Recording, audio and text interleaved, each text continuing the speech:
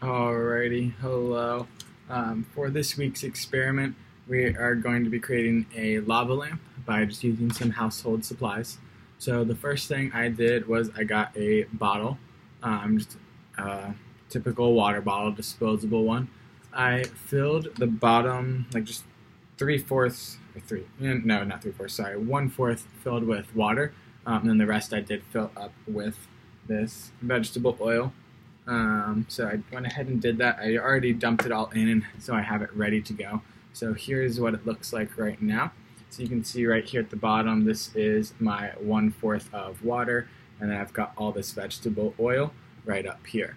So I've got this all set up, and it is ready to go. So the next thing I will need to do is take the Alka-Seltzer. Alka-Seltzer is a little tablet. I've got them right here. So I will take this, I'm going to go ahead and open it. I'm going to go ahead and crush it up a little bit so that way it can fit in the top. And then I will show what it does. Now, for mine, I didn't have any food coloring up here at college, so it is just clear water, so it might be a little difficult to see. But typically you would put some food coloring in there to make it a little bit more colorful, but unfortunately I don't have any. Alrighty, so let me go ahead and get this going.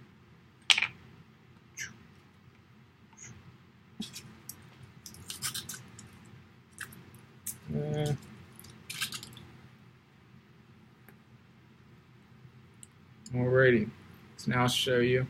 This is what it looks like, so it's a little hard to see, but you can see it all going down in the water. So what is happening here is the sodium bicarbonate, which is the Alka-Seltzer tablet, is actually causing CO2 gas. So the carbon dioxide gas down here then forms and it pushes itself all the way up. So if it was colored, you'd be able to see a little bit better.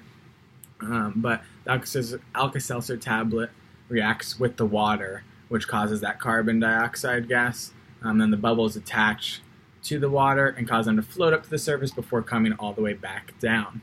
Now, the reason why the oil is up top and the water is at the bottom is the oil floats on the surface because it is less dense than the water. The water is a lot heavier and more dense than the oil. So the water actually goes all the way down to the bottom, and then we have the oil up on top. So I will go ahead and do that one more time with another tablet real quick. It was a little hard to see.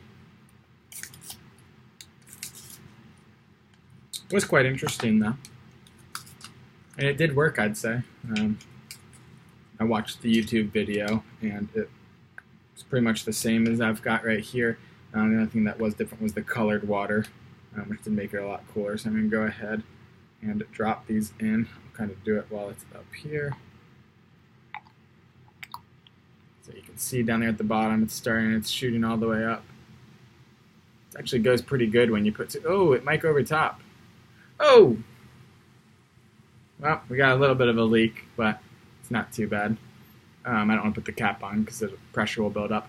But so you can see the Alka-Seltzer tablet went down, and it's causing that CO2 gas to go up and cause that lava lamp effect.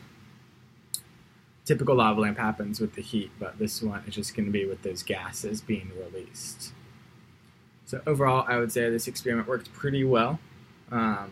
Was quite interesting compared to last week's. Not that the balloon and salt and pepper wasn't interesting, but this one was really cool to see how it actually reacts with each other, and this was an actual reaction that we could see happen in front of us, and it was very interesting with just household supplies that I just found, that we had just here.